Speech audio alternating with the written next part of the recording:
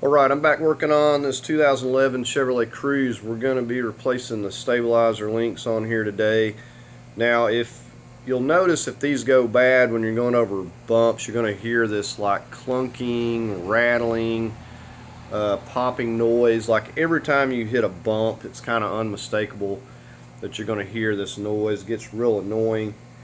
And I'm going to show you what parts I've got here for replacement. For starters here. Okay, and you don't get much better than these when it comes to quality. Now you'll notice that these, the ones on the car, are like a plastic. These are actually metal. And let's just dig one of them out of here. And I will leave a link. So, and when you're tightening these up, if you're not using an impact, you'll want to hold this portion right here with a wrench or a crescent or something while you're tightening on this. So this is what we're going to be going back with here, and so we're just going to go ahead and get started. And one more thing, before the popping noise you're going to be hearing, now this is supposed to move, but once these get completely worn out, you know, they just start flopping around, and you know, that's what is causing that noise. They're supposed to move a little bit, but they're not supposed to move that much. Okay, so very first thing before we do anything, we want to chock our rear wheel here, front and back. Okay, we'll go over the tools we're going to be using real quick. Okay, so on top of having a jack and a jack stand, we got a long pry bar. You could use a crowbar. We've got an extended ratchet with a 19 for breaking those lugs loose. Got us a torque wrench, foot-pound, another ratchet, a smaller one. We've got two different lengths of 18mm sockets, a T40 Torx bit, an 18mm wrench, grease gun, just in case they may or may not be greased. You just have to check that and see if these here felt like it was kind of iffy, so I'm going to put grease in those. Okay, so I got our 19. Let's go ahead and break these lugs loose.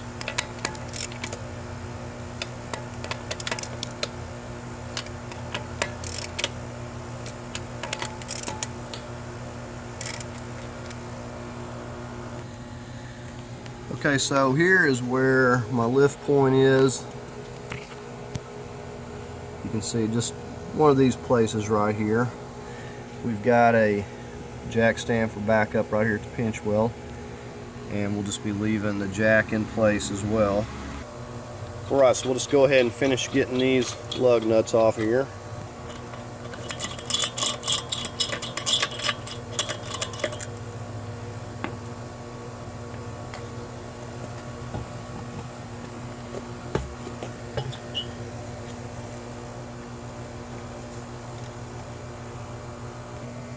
Okay, now we're going to start on the upper. This is our stabilizer link. We're going to put our 18mm wrench on there. Now, what we're actually going to do is we're going to be turning this, not the wrench here. So instead of going counterclockwise to loosen like you normally would, we're actually going to go clockwise like we're tightening. And it may take some.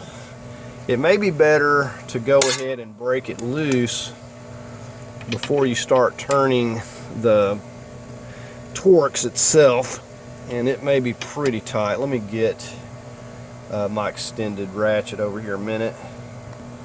Okay, so I'm going to go ahead and take this extended ratchet and try to break this nut loose first, because it's really tight at this point. Okay, so at this point we're going to have that thing turning. So now we'll go ahead and go back to what I started to do. You won't break it loose with this little Torx. So now I'm just going to let this hit here, and that'll prevent that wrench from turning. See, it's just hitting right here. And I'm going to take and just continue to turn this. You could put some spray lubricant on there if it's if it's really rusty. Sometimes you can take a wire wheel, kind of go around this as well. This one here is not bad. So it's got a locking Teflon washer on this nut. The replacements are actually just a locking nut. Okay, so we got to do this until we get this completely loose here, and then we got to do the same thing on the bottom. Now the one on the bottom is a little more difficult because we got to do this, but yet we got to do it from the back side where it's a little bit more difficult to get to, but it's the same exact process. And I'll show you how loose these are when we get this out of here. Okay, so you can see it takes a minute to get this completely through that nut. Ought to be getting real close at this point. It's really close there. A little more. Okay, so there we have it. Okay, so now we got to get down here on the lowering. See, we have to get from this other side, as we can't even see it from here, so we got to get it from the back side. Okay, and like on the upper, we're going to have to break this loose first with the extended ratchet here, or we'll never get it turning. Okay, so now we'll just get our 18 on there. Okay, and the same thing, we're going to take our T40 and we're going to actually tighten to loosen it off, because we're turning the stud, we're not turning the nut. So this will take a little bit here. We kind of got limited room. We're just going to work at it just like we did that top until we get it completely off. You can note how my wrench is laying against this control arm. Now you want to watch this wire here and don't be damaging that. You could move that if you'd like over out of the way or whatever, but it's resting on that, so I'm not having to hold that 18 millimeter. Okay, so there we have that one loose. Okay, and if you don't have a lot of tension, you may be able to just pull it out, but this one has too much tension. Okay, as you see, I can't pull this out and I can't push it out at the top. Okay, so what I like to do is take my pry bar, and I'm going right under where this control arm is, you can see here. And I'm just going to push that down a little bit because I need to get some of this tension off of it. You can see as I pull it down, that pops easily out of there.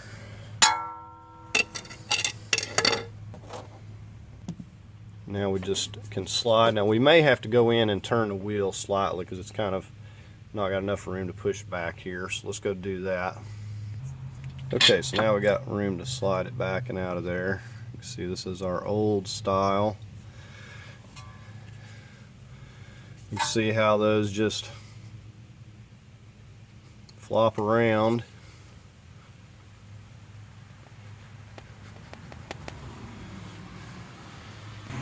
Before we put this in, we're going to go ahead and put some grease in here. And when I say we're going to put some grease, we're going to put like one pump and call it good. Once you bust these little rubber boots, then they're just basically useless, so you don't want to overdo it. Now, some of them will come with grease fittings and some won't. If they don't have the grease fitting, then you can only assume that they got to be pre-greased because you don't have any way of greasing it. These usually they feel like they've had grease. I don't even mess with them, but these feel a little bit rough, so I'm going to put a pump of grease in each of these. It really doesn't matter what type of grease. You just want to make sure it's a type that's not going to eat up your rubber boots, and you got to be careful with some of those. So we're just gonna, like I said, I'm gonna put a pump of grease in here. Yep, didn't have it on there good. Hold on. Okay, let's try it again. Alright, so I'm going to go with one good pump of grease and call it good. And it definitely feels better. Feels like it's actually got some grease in there now. Okay, we got both greased. We'll go ahead and get this installed. Okay, so it doesn't matter which way you flip this. We're going to put the upper part on first. And we'll just run that down a little bit. Now, on this one, what we're holding is this part right back here. I don't know if I showed you that, but basically it takes an 18 millimeter on these. Now yours could be different, but we're going to use that to hold that nut while we're tightening this right here up. Okay, so we're just going to hold that. And we'll start tightening this up with our 18 until we get it all the way down. I don't want it completely tight, but I want to get it run as down as far as I can. And I could also let this wrench go over here and hit where I don't have to hold it as well. Okay, so we got that one snug down, but it's not just tight. We can still move this around. Okay, as you can see, we got to push this down so that will go in there. So we got to do the same thing that we did when removing it. We're going to push it down carefully. You want to probably wear gloves when doing stuff like this, because you never know when something's going to pop loose. All right, so give me just a moment. Okay, so I pulled that bolt up a slight bit, and we're gonna just work with it here. Almost got it. Okay, and like I said, you can use a crowbar too to get that into place there, but definitely be cautious because this is spring loaded, and once you push it down here it can fly back up. So we'll go ahead and get the nut on there. Okay, and like I said, these are self-locking. You want to be careful, you know, with the threads. You don't want to ding up those threads. So just like we did the top, we're going to hold this 18 part right here. I'm going to get it over here where it'll hit on this, I think. Well, actually no, we're going to be going the other way. Okay, so we're just holding this while we tighten up on this 18 in here, and there's a little less room, so I switched over to a stubbier socket. So we're just going to do this till we get it snug down here, but you see there's nothing difficult about it. Okay, we got our torque wrench set to 35 foot-pounds. We're going to go ahead and tighten this up now.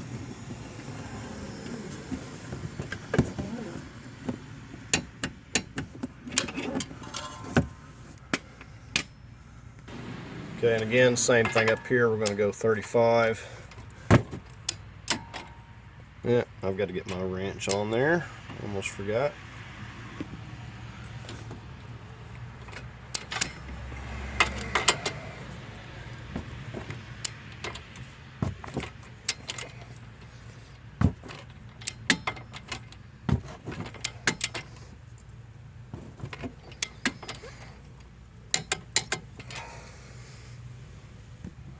Okay, and there it is, our nice new stabilizer link.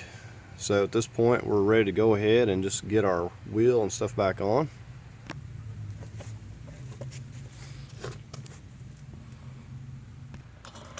Go and get our lugs back on. Okay, we're just going to snug this up a little bit here, and then once we get it lowered back down, we'll get the final torque on the tires. And we'll say we're just doing the same thing we did on this side on the other side. Okay, so we'll go ahead and get it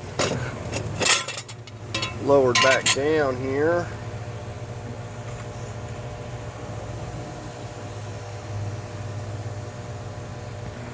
Okay, we'll go ahead and torque these down to 100 foot-pounds.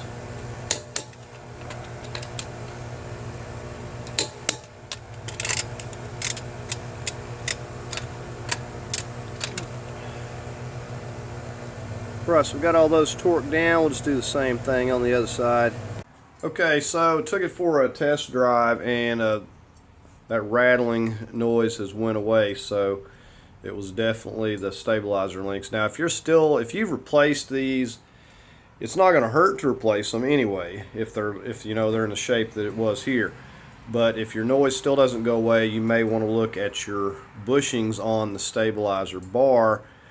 And you know, sometimes you got to track these things down. It could be the struts even have gone bad and they're making noise, or you may even have like a piece of plastic or something flopping somewhere that you don't know, and that could be the culprit. So sometimes you just have to do a little investigative work.